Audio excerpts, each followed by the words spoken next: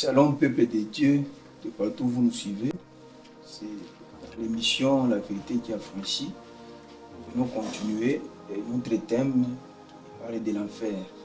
Alors aujourd'hui nous avions voulu passer avec un homme de Dieu venant de Lubumbashi. C'est lui qu'on appelle le berger Gloire Piana. Bonjour berger. Bonjour apôtre Vincent. Donc, vous allez bien? Oui, ça va par la grâce du Seigneur. Seigneur, voilà, aujourd'hui nous allons passer avec cet homme de Dieu, avec les thèmes là, nous avions parlé de l'enfer. Et lui aussi va nous éclairer sur certains points, pour que nous puissions avoir une idée quelconque en ce qui concerne l'enfer. Donc je m'adresse au berger Piana. Berger Piana, est-ce que réellement l'enfer existe? Puisque beaucoup de gens nient. La plupart des gens ignorent cela. Ils disent que non, l'enfer n'existe pas. Ce sont les gens qui inventent ces mots-là, enfer et tout ça. Ça n'existe pas. Il y a même une secte là de témoins de Jéhovah. Cette secte-là n'accepte jamais que l'enfer existe. Puisque le Dieu créateur, c'est lui qui nous a créés. Il nous aime tant et il ne peut pas vraiment nous consumer. Alors, c'est à vous de nous éclairer si réellement l'enfer existe ou pas. Vous avez la parole, homme de Dieu. Merci beaucoup, apôtre Vincent. J'ai dit d'abord merci pour l'invitation. Merci. Bon, concernant les thèmes, les mots enfer, dans la Bible Louis II, ces mots-là n'existent pas. Okay. Donc, dans d'autres versions, vous pouvez trouver ces mots-là enfer. Les noms-là enfer. Donc, enfer, non. On a déjà écrit enfer dans la Bible. Tu ne peux pas en trouver. Comme là, c'est Louis II, je pense. Il n'y en a pas. C'est pourquoi, si quelqu'un disait que voilà, les mots enfer n'existent pas ici dans la Bible, je dirais amen. Je dirais oui. Voilà. Maintenant, l'enfer, c'est quoi l'enfer? C'est quoi l'enfer? Parce que le terme l'enfer signifie la géhenne. C'est que Jésus-Christ a parlé dans la Bible, la géhenne, le feu éternel. C'est ça l'enfer. Alors si quelqu'un cherche seulement les mots, donne-moi seulement là on a écrit enfer. Voilà. Donc dans d'autres versions comme Louis II ici, il n'y a pas les mots là, enfer. Mais géhenne signifie enfer. Feu éternel signifie enfer. Voilà, en tout cas, merci beaucoup, homme de Dieu. Vous avez compris vous-même, l'homme de Dieu vient de nous parler, vient de nous expliciter. Alors, vous avez compris vous-même que ces mots enfer, peut-être dans certaines versions, les mots-là ne se trouvent pas. Mais dans d'autres versions, les mots enfer peuvent se retrouver. Alors, avec la signification quand même qui vient de nous donner, la géhenne, le feu éternel, ces mots-là existent. En tout cas, merci homme de Dieu. Comme ces mots-là existent, alors l'enfer, c'est Dieu qui a créé l'enfer ou bien ça existe de soi? Je vais lire un verset pour vous donner une réponse. Je suis dans Matthieu chapitre 25, verset 41. Donc, l'enfer par définition, c'est un lieu que Dieu avait préparé d'avance pour le diable et ses anges.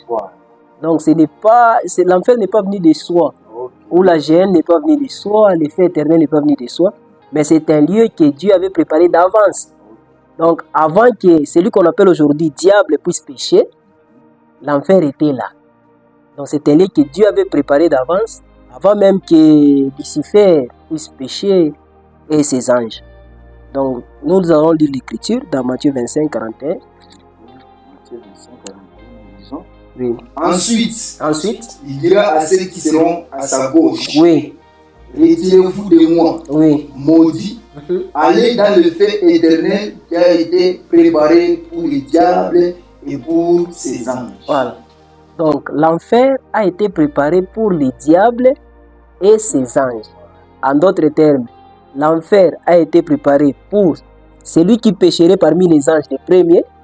Il sera appelé le diable et tous ceux qui le suivront dans ces voies-là du péché, de désobéissance. C'est comme ça que tous les anges qui ont suivi le diable, qui ont suivi celui qui était l'ange des lumières qui a péché, il a porté le nom du diable, tous ont désobéi. Maintenant, ils sont destinés à aller en enfer. Maintenant, aujourd'hui, dans 1 Jean chapitre 3, le verset 8, qu'est-ce que l'Écriture nous dit? Ici, celui qui pêche est du diable. Donc, aujourd'hui, tout celui qui pêche, donc tu es frère, tu es sœur, en humanité bien sûr, tu es un homme, tu es une femme, si tu es pécheur, tu es du diable. Or, le diable est destiné d'aller en enfer et ses anges. Parce que l'enfer a été destiné pour lui. Donc, si toi tu choisis le péché, donc tu choisis de suivre le diable. Comme le diable est destiné à aller dans le feu éternel, c'est là où tu iras aussi. Pourquoi? Parce que tu es pécheur. Quand l'Écriture dit tout celui qui pêche est du diable. En tout cas, Berger, vous nous étonnez avec votre explication. Oui. Celui qui pêche est du diable. Oui, Vous oui. voulez dire qu'ici sur la terre, il y a des saints, il y a des justes, nous autres, les gens qui pratiquent réellement la justice, les parfaits pour qu'ils aillent au ciel, nous autres au paradis. Tout le monde est pécheur. Tout le monde est pécheur, il n'y a pas de justice sur la terre. Parce que Jésus lui-même a dit qu'il n'y a pas de bon. Même moi-même, je ne suis pas bon. Je ne suis pas bon. Tout ça. Alors, je ne suis pas parfait. Non. Il y a toujours des péchés sur la terre, il n'y a pas de saints. Merci Alors, si beaucoup. vous dites que celui qui pêche est du diable, donc tout le monde dira, parce que tout le monde a un péché chez lui. Mhm. Chacun a son péché, c'est pourquoi à chaque fois nous repentons le matin, on se repent, le soir on se repent, puisque nous péchons, nous sommes sur cette terre. Nous sommes censés de nous repentir chaque jour. Alors comment vous pouvez dire ainsi, Berger? Merci beaucoup. Pour que je ne puisse pas oublier votre question, vous avez dit au début qu'il y a beaucoup de gens qui disent que l'enfer n'existe pas. Bien sûr que oui. Aujourd'hui, beaucoup de gens disent bon, enfer n'est comme on a foi. Si tu meurs, c'est ça ton enfer. Oui, oui. Il y a l'un des philosophes, je crois, Jean-Paul Sartre, Jean-Paul Sartre, oui, oui. il a dit l'enfer, c'est les autres. Voilà. Donc quand il dit l'enfer, c'est les autres, donc c'est comme une moquerie. Oui, oui. Donc l'enfer n'existe pas, l'enfer c'est les autres et tout ça. Alors, ça n'a pas commencé aujourd'hui. Ok. Même du temps de Noé, quand Dieu voulait détruire la terre avec l'eau du déluge, Noé n'allait pas prêcher avec un mégaphone pour dire aux gens, venez, Dieu va détruire la terre avec de l'eau, il y aura la pluie. Non, ça ne s'est jamais passé ainsi. Ok. Noé a juste trouvé grâce aux yeux de l'Éternel, et Noé et ses enfants, et donc sa famille. Donc tout en 8, ils sont entrés dans l'arche et ils étaient sauvés parce qu'ils ont trouvé grâce aux yeux de l'Éternel. Écoutez ce que l'Écriture dit dans Matthieu 24, le verset, nous commençons au verset 35. Le ciel et la terre passeront, mais mes paroles ne passeront pas. Pour ce qui est du jour et de l'heure, personne ne le sait, ni les anges des cieux, ni les fils, mais le Père seul. Ce qui arriva du temps de Noé arrivera de même à l'avènement du Fils de l'homme. Qu'est-ce qui s'est passé ces jours-là? Ok. Car dans les jours qui précédaient le déluge, les hommes mangeaient et buvaient, comme aujourd'hui. Oui, oui. Les gens sont en train de manger, ils sont en train de boire. Se marier et marier leurs enfants. Ici, il y a des ignorants, des hommes qui sont mal affermis. Pour tout le sens des Écritures, il dit, les gens se marier et marier leurs enfants pour dire, prenez leurs enfants comme femmes. Non, c'est pas ça. Marier leurs enfants, j'ai marié ma fille. C'est-à-dire, j'ai donné ma fille en mariage. Voilà. Merci pour Donc, la précision. et marier leurs enfants. Jusqu'au jour où Noé entra dans l'arche. Et ils ne se doutèrent de rien. Ouais. Donc, ils sont là en train de manger, en train de boire, banaouécha, banaoa. Ils ne se doutent de rien. Non, l'enfer, là, ça n'existe pas. Ça va. Toi, fais ta vie, hein. Si tu meurs, c'est ça, c'est fini, c'est ça ta fin du monde, c'est tout. Ok. Ces gens aussi, ils ne se doutèrent de rien. Jusqu'à ce que le déluge vint et les emporta tous. Et il en sera de même à l'avènement du Fils de l'homme. Oui. Donc, même aujourd'hui, tous ceux qui disent non, ça n'existe pas, ce n'est pas un problème. Buvez, mangez, travaillez. Que chacun continue à faire l'impudicité. Vous qui êtes injuste, continuez dans l'injustice. Vous qui êtes saints, continuez à se sanctifier. Mais, ces jours-là arriveront. Ça va arriver, ça existe. Celui qui doute, ces gens ici aussi doutaient. Ils ne se doutèrent de rien, ils étaient là en train de se réjouir. Après, c'est arrivé. ils étaient tous morts. L'Écriture dit dans 2 Corinthiens chapitre 6, le verset 9 à 10. 1 Corinthiens chapitre 6, le verset. Oui. 1 Corinthiens. Oui. 1 Corinthiens chapitre 6, le verset 9 à 10. Il dit ceci. Oui. Ne savez-vous pas que les injustes n'hériteront point le royaume de Dieu? Voyez. Donc, il y a ceux qui vont hériter le royaume de Dieu et ceux qui vont hériter l'enfer ou la géhenne, le feu éternel. Maintenant, ici, on vous pose une question que l'apôtre Paul nous pose. Ne savez-vous pas que les injustes n'hériteront point le royaume de Dieu? Ne vous y trompez pas, comme eux se trompent aujourd'hui. Ne vous y trompez pas. Ni les impudiques, Voilà. ni les idolâtres, ni les adultères, ni les efféminés, ni les infâmes, ni les voleurs, ni les cupides, ni les ivrognes, ni les outrageux, ni les ravisseurs n'hériteront le royaume de Dieu. Oui. Donc, tous ces gens qu'on a cités ici, ils ne vont pas hériter le royaume de Dieu.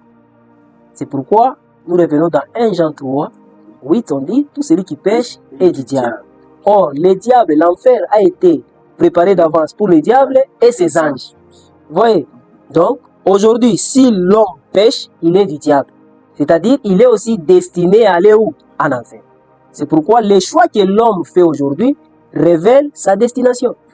C'est pourquoi Dieu ne nous a pas prédestinés pour l'enfer, non. C'est pourquoi les gens doivent mettre la différence entre la prédestination et la destination.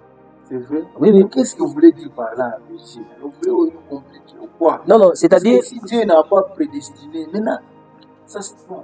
On ne comprend pas explicitement. Il y a beaucoup de sectes aujourd'hui qui enseignent que Dieu a déjà choisi, il y a une certaine de personnes qui entreront au ciel. Oui, comme et on nous a lu autres... on a lu, Oui. il y a l'enfer est destiné pour les diables et ses enfers. Oui, Maintenant, le paradis aussi doit être destiné pour des personnes quelconques, doit être prédestiné pour des personnes quelconques. C'est à vous de nous révéler ces personnes-là qui iront maintenant, c'est-à-dire au paradis. Il y a aussi des gens qui iront là-bas, qui sont prédestinés à aller, comme le diable lui est prédestiné à aller dans l'enfer. Donc il y a aussi une catégorie de gens qui sont prédestinés à aller aussi au ciel. C'est logique quand même. merci beaucoup. Donc, le diable et ses anges, et tous ses serviteurs, tout celui qui pêche, il est du diable. Donc, tous, ils sont destinés. Donc, la destination est différente de la prédestination. Vous voyez, Dieu a prédestiné l'enfer. La prédestination, c'est-à-dire tout ce que Dieu a fait sans l'intervention de l'homme, sans la volonté de l'homme ni des anges. Voilà. Maintenant, la destination, là, nous voyons le choix. Oui. Lucifer a choisi, il a fait un choix de désobéir. Quand il a fait le choix de désobéir, il est destiné maintenant à aller là-bas, en enfer. C'est pourquoi, nous aussi aujourd'hui, quand on prend les choix, quelqu'un fait le choix de désobéir à Dieu, directement il est du diable. Donc il choisit aussi. Il dit, voici aujourd'hui je mets devant vous combien de chemins? Deux chemins, mais il ne choisit pas pour toi. Il te dit, mets des chemins, mais c'est à toi de choisir. Il met le bien et le mal. La vie et la mort. Mais il te conseille au moins de choisir quoi? La vie. C'est ça les conseils que je donne à tous ceux qui sont en train de nous suivre. La vie, c'est Jésus-Christ. Donc tout celui qui choisit Jésus-Christ, il aura la vie éternelle. Amen. Mais tout celui qui refuse de croire, la colère de Dieu demeure sur lui. Selon Jean chapitre 3, le verset 36. Donc celui qui croit au Fils a la vie. Mais celui qui ne croit pas au Fils ne verra pas la vie, mais la colère de Dieu demeure sur lui. Je reviens sur la question de Jésus a dit, pourquoi m'appelles-tu bon? Dans Luc 18, Jésus n'a jamais refusé qu'on puisse l'appeler bon. Jamais. Parce que lui, il est le bon berger, selon Jean 10. Comment est-ce que lui, il dit, je suis le bon berger? Mais dans Luc, là-bas, il dit que non. Pourquoi m'appelles-tu bon? Mais il se contredit, Jésus. Non, il ne se contredit pas. La contradiction est dans la tête de celui-là qui ne veut pas comprendre. Donc, quand Jésus lui dit, quand il parle, il faut comprendre. C'est pourquoi pour le comprendre, il faut avoir l'esprit, parce que Jésus parlait en parabole. Si tu n'as pas l'esprit, tu diras que voilà, là, vraiment, la Bible, c'est une contradiction. La Bible ne se contredit pas, mais la Bible, c'est complète. Lisons cette écriture. Dans Luc 18, 18. Un chef interrogea Jésus Un chef interrogea Jésus et dit, nous allons faire ceci. Vous allez m'aider. Prenez Matthieu 19, moi je vais lire. Quand je lis, vous lisez là-bas. okay. C'est une même histoire. Matthieu chapitre 19, le verset 16. Moi je lis Luc 18, 18. Je commence avec Luc 18. Un chef interrogea Jésus. Lisez la chef. Et voici un homme s'approcha et dit à Jésus, Bon maître, que dois-je faire pour hériter la vie éternelle? Maître, que dois-je faire de bon pour avoir la vie éternelle? Vous pouvez répéter la question? Moi, je répète la question ici. Bon maître, que dois-je faire pour hériter la vie éternelle? Maître, que dois-je faire de bon pour avoir la vie éternelle? Voyez, Jésus n'a jamais refusé qu'il était bon. Parce que la question, l'homme cherchait, qu'est-ce que je dois faire de bon? Parce qu'il savait, il avait la connaissance, pour hériter le royaume, il faut être bon. Il faut faire ce qui est juste. Parce que les injustes n'hériteront pas le royaume de Dieu. C'est pourquoi il lui dit, Maître, que dois-je faire de bon pour hériter le royaume de Dieu? C'est pourquoi dans Luc on dit, Bon maître, que dois-je faire pour hériter la vie éternelle? Quelle est la réponse là-bas? Je lis la réponse d'abord dans Luc, verset 19. Jésus lui répondit, Pourquoi m'appelles-tu bon? Il n'y a de bon que Dieu seul. C'est quoi la réponse là chez vous? Il lui répondit, Pourquoi m'interroges-tu sur ce qui est bon? Pourquoi m'interroges-tu sur ce qui est bon? Parce que la question du monsieur était bon. Jésus a dit, vraiment, cet homme cherche une bonne chose.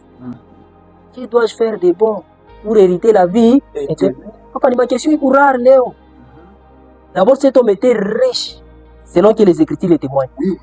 Quand un homme riche vient s'inquiéter maintenant de son âme, c'est une bonne chose.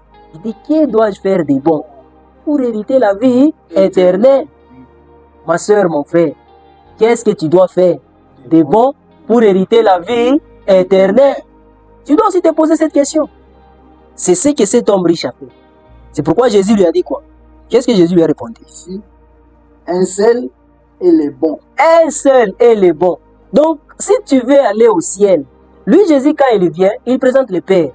Vous voyez, un seul est bon. Si tu veux aller où? Au ciel. Donc, si tu veux hériter le ciel, un seul est bon. Nous n'avons pas deux chemins. Nous n'avons qu'un seul chemin. Nul ne peut aller au Père sans passer par qui? Par moi. Oui, un seul est bon. Si tu veux entrer dans la vie, observe quoi? Commandement. Ça, observe les commandements. Donc, ma soeur, pour hériter la vie, tu dois observer quoi? Les commandements. Maintenant, la question s'est posée, quel commandement? C'est ce qu'il lui a posé. Lesquels, me dit-il? Aujourd'hui, vous voyez quelqu'un qui s'enivre. Et il te donne l'écriture, il dit, voilà, dans Jérémie, on dit que enivrez-vous, buvez, vomissez, dormez par terre. Avec cette écriture, tu iras en enfer. Tu iras en enfer.